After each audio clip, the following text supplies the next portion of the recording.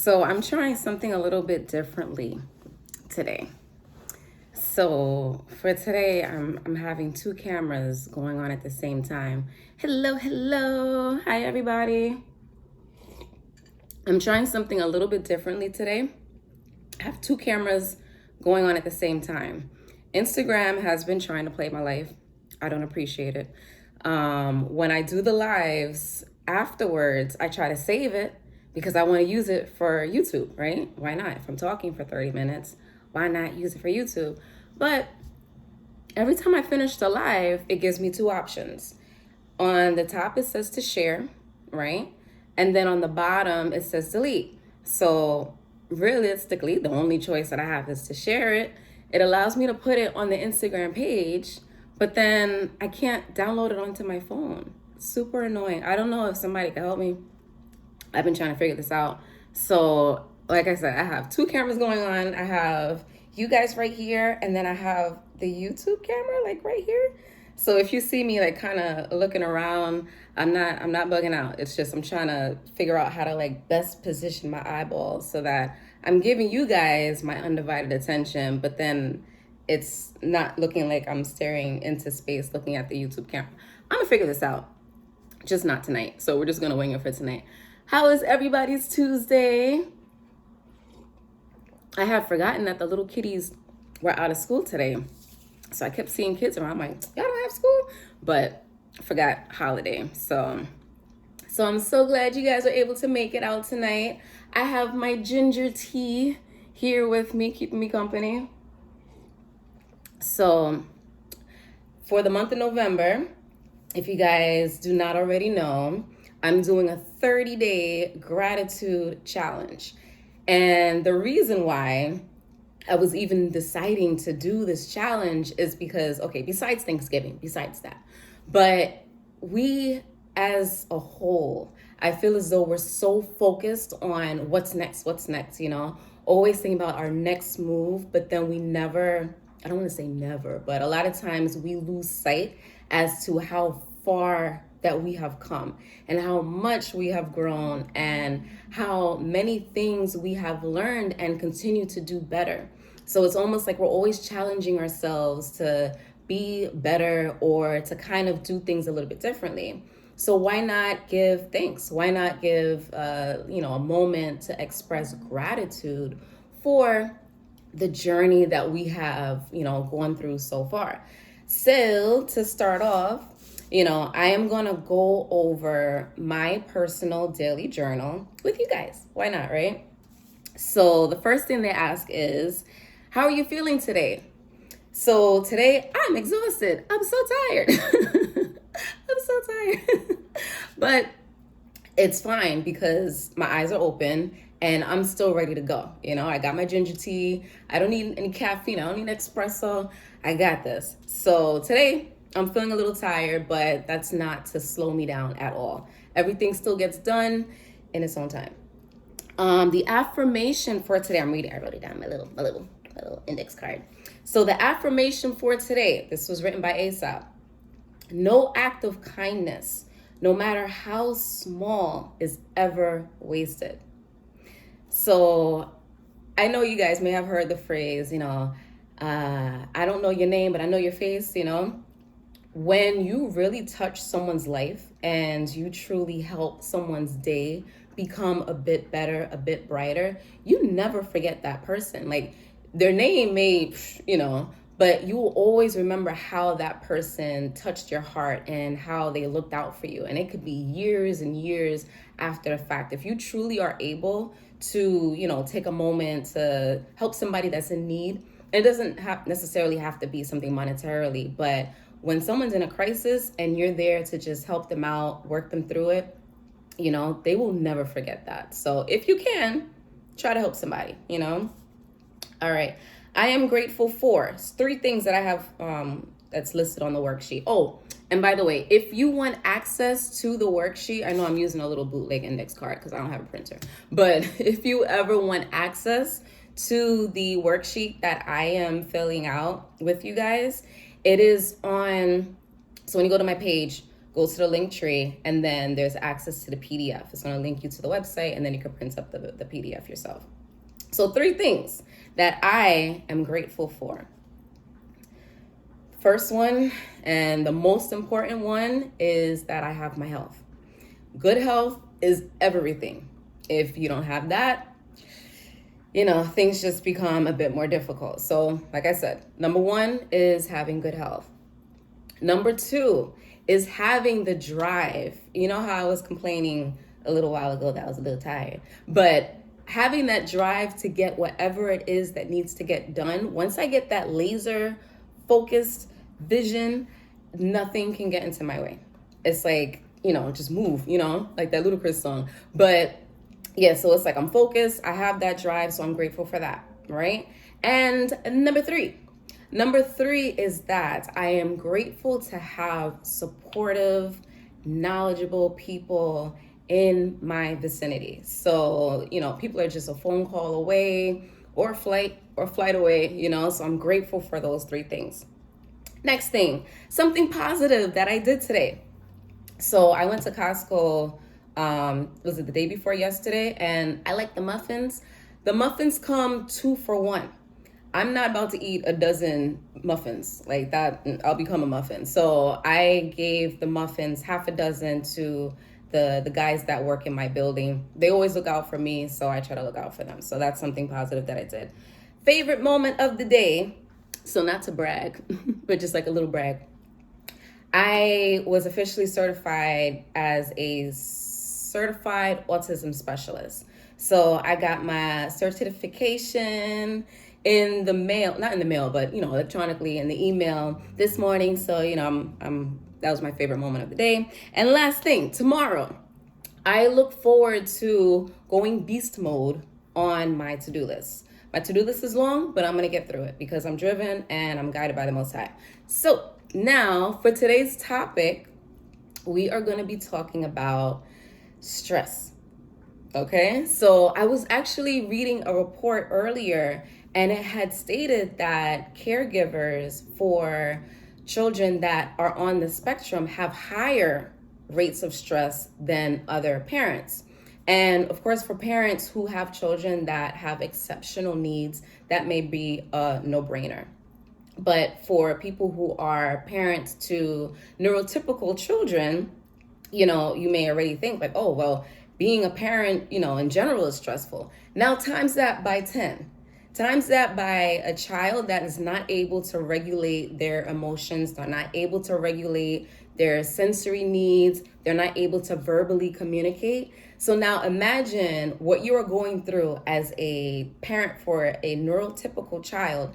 Maximize that. And now we have to kind of stand in the shoes of a parent who is now going through this. So their levels of stress are high, much, much higher. So, okay, we identified the problem, right? Now we are going to work on 2 important strategies that I personally feel is essential for everybody, whether you're a parent for a neurotypical child, or you're a parent for a neurodiverse child. These 2 strategies are your morning routine and your nighttime routine, okay? So let's start with the morning routine. Let's start the day off first, okay? I had read, don't ask me where, but I had read somewhere that people who do make their bed, do not make their bed, or just kind of like haphazardly make their bed, each strategy has a different impact on their day. And honestly, disclaimer, I'm 33 years old. I know. I'm 33 years old. I literally just started maybe 6 months ago. Yeah, about 6 months ago, religiously and neatly making my bed every morning, because they were saying that for people who make their bed, that shows how they will present and show up for the rest of their day. Before, I was just pull the comforter over, call it a day. I'll see you later, bed. I'll come and check you after. But now I'm neatly folding the creases, making sure everything's flat, making sure everything is symmetrical, because that's how I want to show up for my day. I want to show up ready. I want to show up as my best version of self. So for the morning routine, making up your bed, right? And now, if you have children that are going to school, I want to encourage you to wake up early enough so that you have time to get your mindset together. So after you make up your bed, or if you're still in the bed, whatever floats your boat, I recommend for you to find some way to positively get your mind right. Okay? So this could be, if you're a religious person, you want to read your associated religious text. If you want to study daily affirmations, if you want to listen to something positive, whether it's a podcast. I haven't gotten into podcasts, but if you want to listen to podcasts, or you want to find your favorite YouTube speakers, do that, and make sure that you set aside time just for that. It doesn't matter if it's just for 10 minutes, if it's for 30 minutes, or if you got an hour. Whatever it takes, that is time towards getting your mind right. So I know for myself, what I usually do is I like to listen to Abraham Hicks, but actually I'm really wanting something more. Like, I felt like Abraham Hicks, she's always talking about, your mindset and your vortex, which is like, I can't really explain it, but it's like a place that you want to be mentally, and how important your thoughts are, and how your thoughts are what is going to basically manifest into tangible physical things. So if you guys can even recommend, and just FYI, I'm not good with reading while streaming, because my attention span, it just gets all over the place. But if you can, if you guys have something that you would recommend to listen to for myself, as well as for other people that are here in the stream right now, type it in and let us know. But that's one thing. So I listened to something positive, right?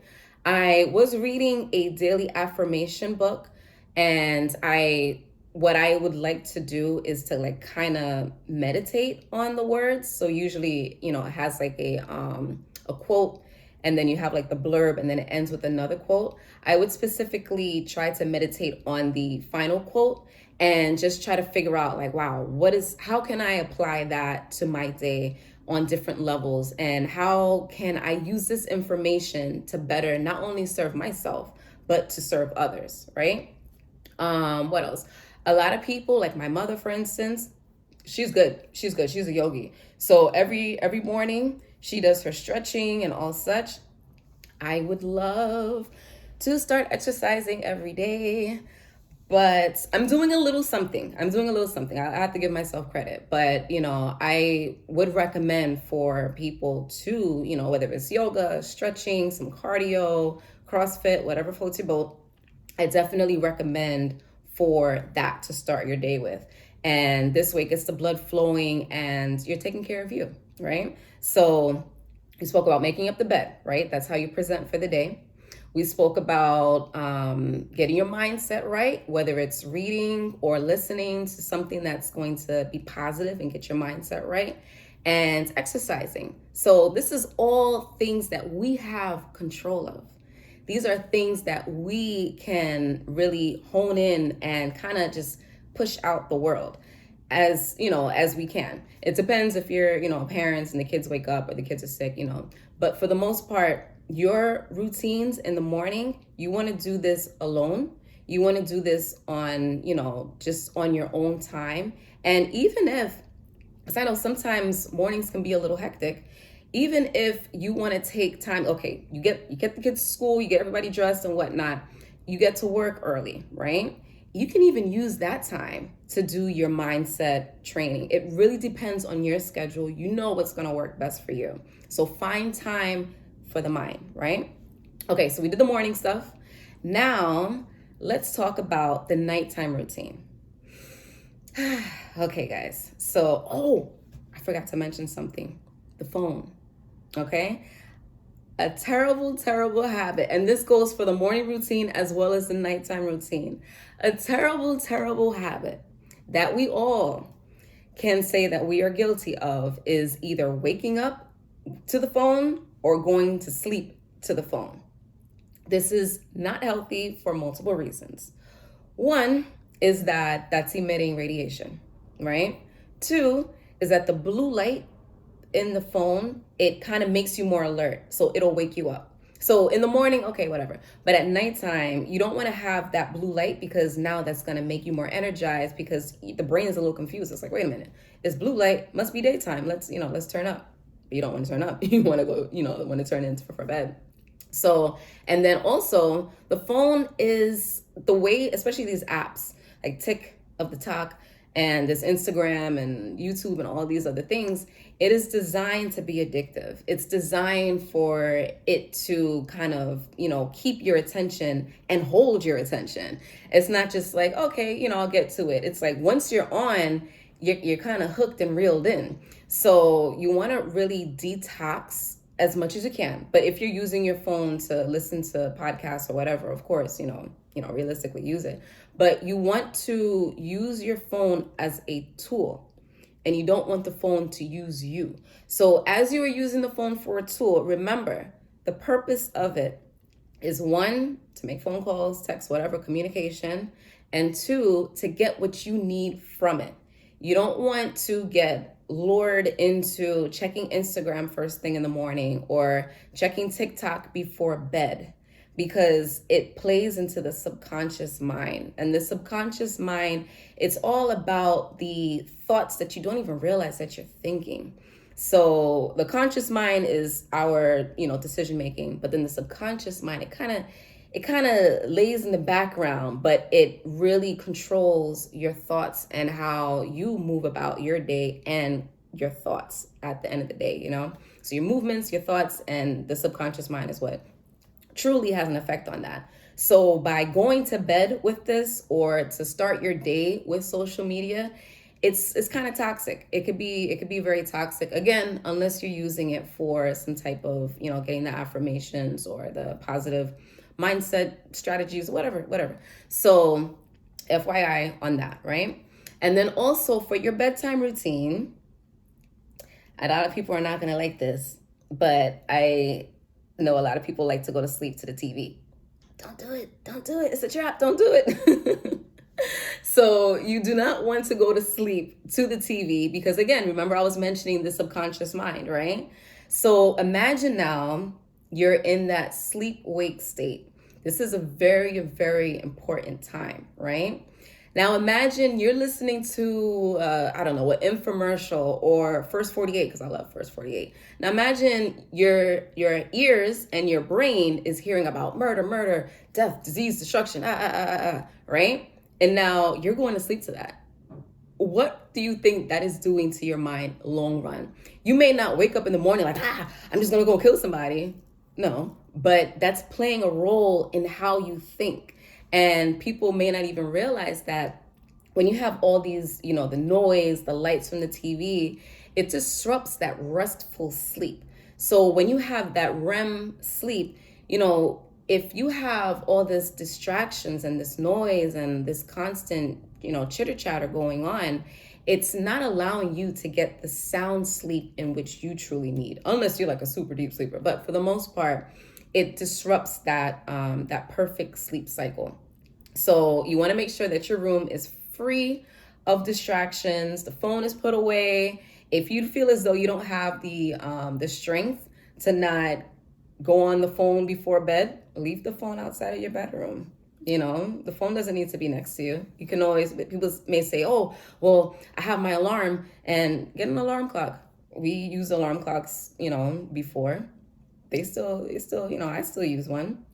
But I do prefer to use my phone alarm. But, I usually, for myself, I usually put my phone in airplane mode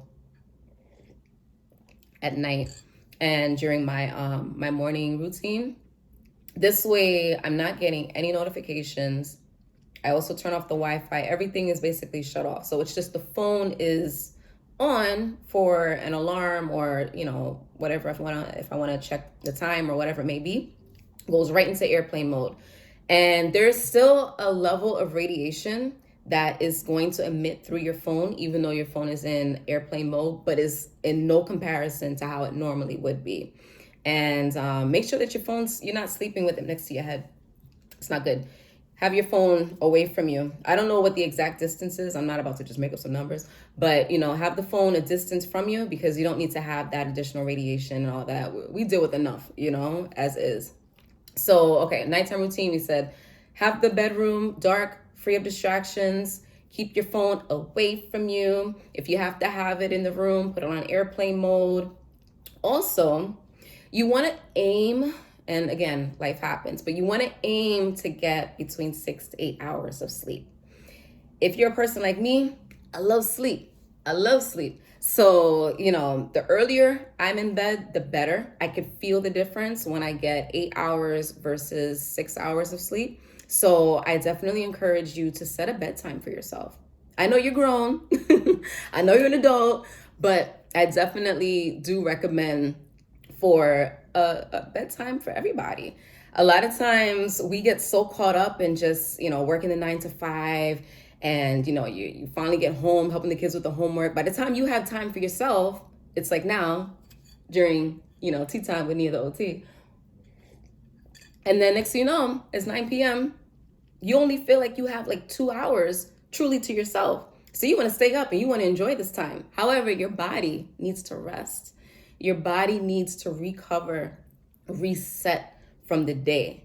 And if you're not able to get that rest, how are you going to best show up as your best version of yourself in the next day, in the morning, if you're tired? And for, just decision making, if you're tired, you're foggy, you're not thinking straight, if, it's cold and flu and forever COVID season. So you need to make sure that your body is adequately rested so that it can fight off all those germs and viruses and bacteria and all just the gunk from the day. We have to reset every night. We truly need to reset. And of course, life happens. If the kids get sick or the baby's teething, things happen. However, if you have control of your nighttime routine that's not being controlled by, a newborn, it's really on you. So how do you want to show up the next day? How do you want to present yourself to the world, the next day? And that requires a strong bedtime routine. So again, with daylight savings, it's throwing me off. And I know I'm not alone with this, but daylight savings is definitely throwing me off. So once 5:30 hits, I'm like, oh, I'm feeling a little sleepy. Of course, I'm not saying to go to sleep at 5:30, but try to listen to your body. Your body will let you know. Your body will give you cues as to, all right, I'm feeling tired. Don't ignore it. Listen to your body. And the shows and the Instagram and all of that, it'll be there tomorrow. It truly will be there tomorrow. So again, morning routine, we're showing up for anybody who came in a little bit later. Morning routine, you want to show up as your best version. So I recommend make up your bed, make it up neatly, make it up the way that you want to show up to the world, right? You're going to start with getting the mindset right. So listening to something positive or reading something positive based on your religious text. You can read your religious text. So whatever it's going to help you to get whole, right? And then boom, start your day. You could deal with whatever external forces are going on. But by coming into the day level-headed and calm with a sense of peace, it will help you to better make good decisions. Because life is stressful. But if you are stressed out and you haven't been able to recalibrate, how are you then going to make good decisions? So start your day well. And then at the end of the day, you want to establish a bedtime routine. You want to free your room of distractions, put the phone away, put the phone on airplane mode if it has to be in the room, turn the TV off. Do not play the TV while you're trying to go to sleep, because that is a lot of subconscious programming that is going to be infiltrated into your brain that you were not even aware of. And that's about it. Yeah, I think we summed it up. But thank you guys so much for joining. I hope that we at least got some good information. I hope. And I am excited to hear if you are going to implement any of these strategies that I mentioned, or if you have some that you want to share with me. Message me. Let me know, okay? All right. Have a wonderful night, everybody. Bye.